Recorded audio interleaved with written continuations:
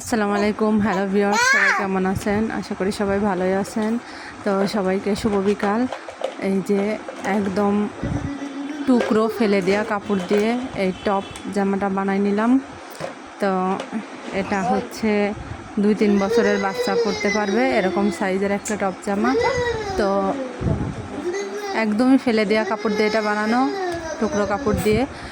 এটা কিভাবে বানাইছি যদি কেউ জানতে চান তাহলে হচ্ছে আমি এর কাটিং আর মেকিং ভিডিওটা দেব ইনশাল্লাহ।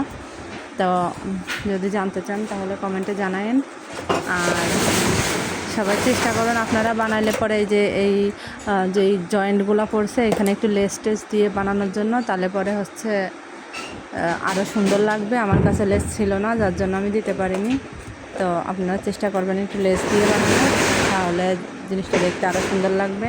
তো এই দেখেন একদমই ফেলে দেওয়া কাপড় দিয়ে তৈরি করা বেশ সুন্দর একটা ড্রেস।